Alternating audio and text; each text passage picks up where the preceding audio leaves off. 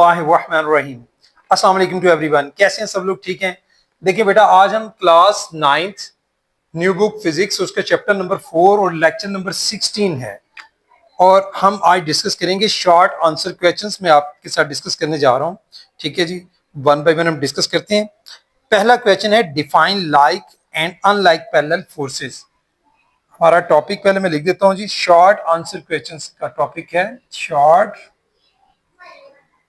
Answer questions, ये हमारा topic है। और 4.1 जो है क्वेश्चन है define like and unlike parallel forces. इसको आपने डिफाइन करना है। ठीक है जी, दोनों की आप डेफिनेशन लिख देंगे। सबसे पहले आप किसकी डेफिनेशन लिखेंगे? मैं क्वेश्चंस नहीं लिख रहा, जस्ट आंसर्स लिखूंगा। ठीक है जी, तो पहले हम लिख रहे हैं लाइक पैरेलल फोर्सेस की। लिखिए जी, if the parallel forces are parallel forces are acting in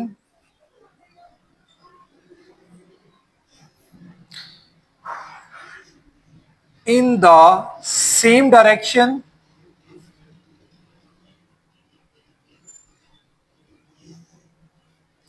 then they are called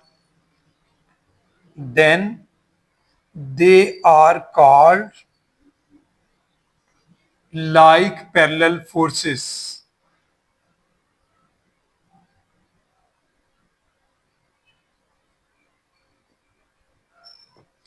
ठीक है, उसके बाद दूसरी डेफिनेशन आपने लिखनी है अनलाइक पैरेलल फोर्सेस की। लिखेंगे if the parallel forces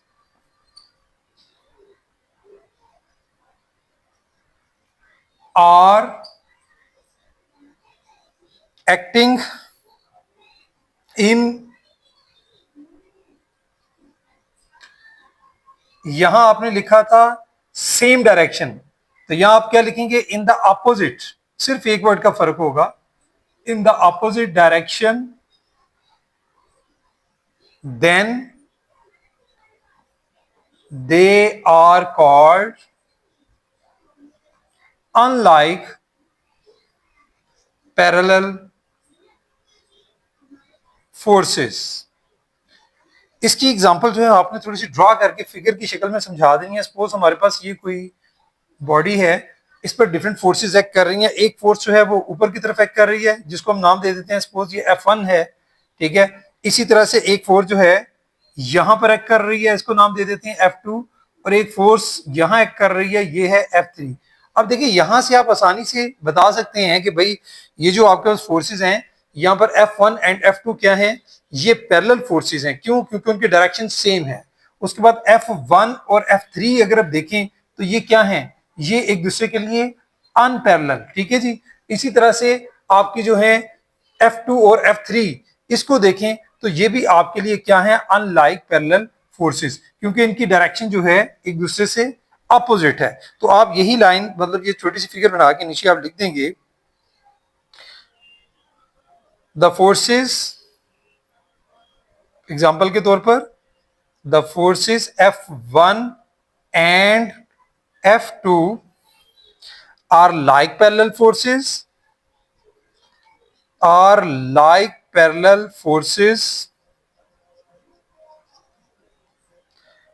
while forces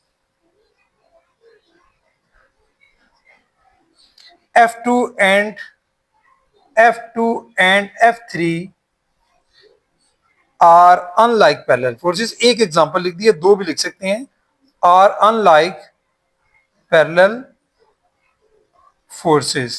ठीक है, ये मैंने एक लिखी। आप F2 F3 मैंने लिखा है, F1 F3 भी आप लिख सकते हैं, वो भी क्या है? एक दूसरे के लिए अनलाइक पैरेलल फोर्सेस। ये बेटा आपका पहला क्वेश्चन था जो बुक पर पूछा गया था। इस तरह से आपने उसका आंसर जो है वो देना है। अब हम नेक्स्ट क्वेश्चन की तरफ चलते हैं, 4.2 की तरफ, कि वो हमसे क्या पूछा गया है question. What are rectangular components of a vector and their values. ये क्वेश्चन है जी हमारे पास 4.2।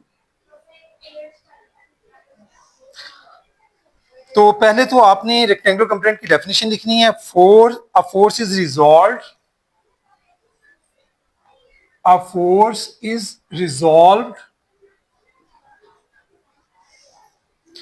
into two components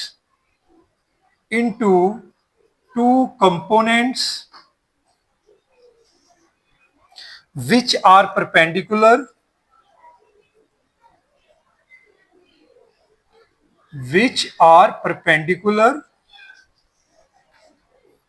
to each other.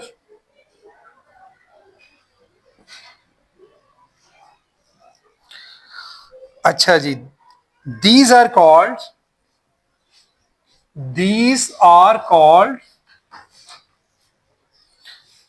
its perpendicular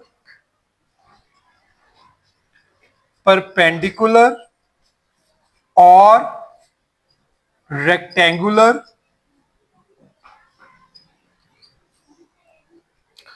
components of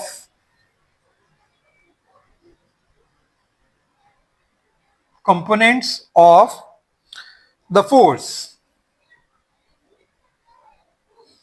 जी, समझ आ गई? मतलब यहां पर अगर आप इसके साथ डायग्राम भी ड्रॉ कर दें, ये देखें, ये अगर मैं यहां पर ड्रॉ करता हूं, हमारे पास ये एक फोर्स है, ठीक है जी। अब इसके ये दो कंपोनेंट है, ये फोर्स है, ठीक है। इसके दो कंपोनेंट है, एक ये कंपोनेंट है और एक ये कंपोनेंट है। इसको बोलते हैं एफ वाई और इसको क्या बोलते हैं, एफ एक्स, ठीक है जी। ये कोई एंगल थीटा जो है कोई भी बना सकती है। तो हमारे पास जो है बेसिकली दो इसके कंपोनेंट्स होंगे, F X and F Y. एक आपको नजर आ रहा है वर्टिकल कंपोनेंट है और एक हॉरिजॉन्टल कंपोनेंट है। तो ये एफ एक्स किसके इक्वल होता है, आप ये लिख दें भाई। इसके दो कंपोनेंट जो है, एक आपके पास है एफ एक्स, वो किसके इक्वल है, वो इक्वल होता है एफ डॉट कॉस थीटा के। और दूसरा कंपोनेंट क्या है, एफ वाई, वो किसके इक्वल होता है, एफ साइन थीटा के। और साथ इसके आप डायग्राम बना के इसको एक्सप्लेन कर सकते हैं। ये था बेटा आपका 4.2। इसके आगे चलते हैं, नेक्स्ट क्वेश्चन हमसे देखते हैं क्या पूछा गया है।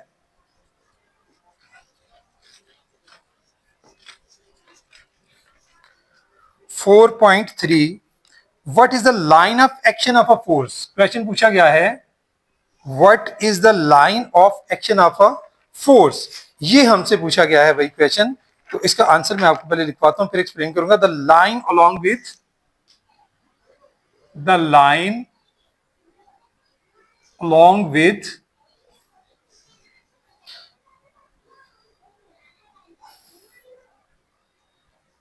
थोड़ा सा इसको मैं चेंज कर देता हूं। The line along which a force the line along which a force X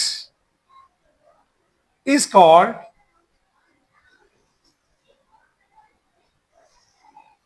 line of action of force। ठीक है, देखिए भाई, जिस डायरेक्शन में आपकी फोर्स एक्ट करती है वो लाइन किस, मतलब आपकी फोर्स इस डायरेक्शन में, तो ये जो लाइन है, ठीक है, जिस डायरेक्शन में होगी, अगर फोर्स इस डायरेक्शन में एक्ट कर रही है तो ये जो लाइन है, हम इसकी बात कर रहे हैं। The line along which a force act is called line of action of force. ये होगा जी आपका 4.3। नेक्स्ट हम आगे चलते हैं, नेक्स्ट क्वेश्चन है आपका 4.4। 4.4 में हमसे क्या पूछा गया है, डिफाइन मोमेंट ऑफ फोर्स। आपने मोमेंट ऑफ फोर्स को डिफाइन करना है, फिर प्रूफ करना है कि भाई आपका जो टाउ है वो इज इक्वल टू है और एफ साइन थीटा के, where theta is angle between और एंड एफ। ठीक है, आर जो है वो क्या होता है, मोमेंट ऑफ फॉर्म होता है, एफ इज अ फोर्स। तो आपने प्रूफ भी इसमें करना है, पहले आपने डिफाइन करना है मोमेंट ऑफ फोर्स को। तो जी मैं इसका आंसर जो है वो लिखूंगा 4.4। आंसर होगा इसका ये कि मोमेंट ऑफ फोर्स और अ टॉर्क, मोमेंट ऑफ फोर्स और torque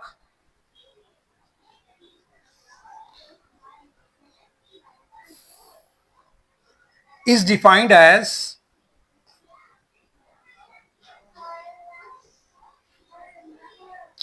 the product of the force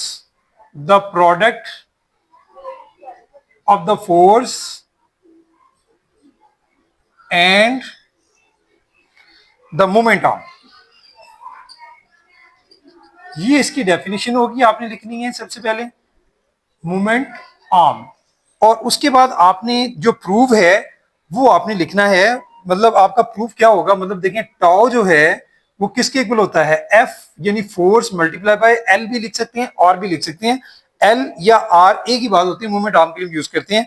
तो यहां पर आपने इसको आगे प्रूफ की शक्ल में लेके जाना है। एफ जो है, अगर हम देखें कि एफ हमारे पास जो है, ये मैं थोड़ी सी आपको फिगर बना के समझा देता हूं, फिर आपको जरा बेहतर समझ आ जाएगी। हमारे पास ये जो देखें कुछ इस तरह से एक फिगर है, हम कोई भी इस तरह से ले सकते हैं बॉडी वगैरह, मतलब ये कोई, मतलब कोई भी हो सकता है बॉडी। उसके ऊपर हमारे पास जो फोर्सेज एक्ट कर रही हैं, एक ये देखें यहाँ पर, ये पॉइंट समझ लें कि ये पॉइंट ओ है, और यहां से ये जो पॉइंट पी है, यहां पर एक फोर्स जो है वो इस एंगल पे एक्ट कर रही है, वो एक्स एक्सिस के साथ एक एंगल जो है यहाँ पर थीटा बना रही है। लेकिन इसके फिर भी दो कंपोनेंट्स हैं, एक कंपोनेंट इसका ये होगा, ठीक है जी, ये इसका एक कंपोनेंट है, दूसरा कंपोनेंट एक्स एक्सिस के अलॉन्ग होगा। जो इसके अलॉन्ग होगा वो आपका होगा एफ साइन थीटा, क्योंकि ये आपका जो कंपोनेंट है वो क्या है, एफ वाई है। बात समझ रहे हैं आप? तो यहां पर जो टाउ है, एक आपका जो कंपोनेंट है, हमेशा जो 90 डिग्री पर कंपोनेंट होता है, परपेंडिकुलर होता है, वही एक्ट करता है, जो हॉरिजॉन्टल कंपोनेंट होता है वो एक्ट नहीं करता। तो यहां पर देखें कि हमारा टाउ फिर किसके इक्वल होगा, एफ मल्टीप्लाई बाय आर में जो कंपोनेंट इसमें पार्टिसिपेट कर रहा है वो आपका कौन सा है, ये वाला कंपोनेंट है एफ साइन थीटा। तो आप इसकी जगह क्या लिखेंगे, F dot sine theta multiply by R, ठीक है जी।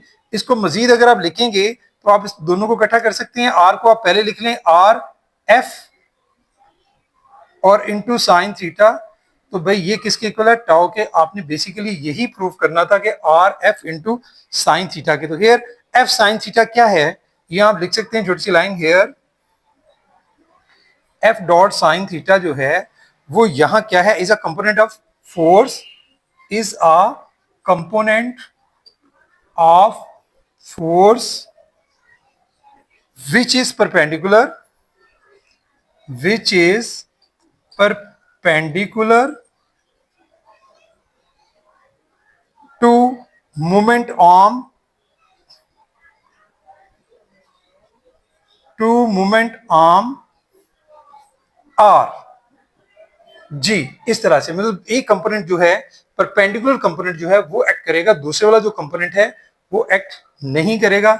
ये बेसिकली आपकी फोर्स थी जिसके दो कंपोनेंट्स हैं, एक ये और एक ये, ठीक है जी। तो ये था बेटा आज के लिए हमारा इतना ही।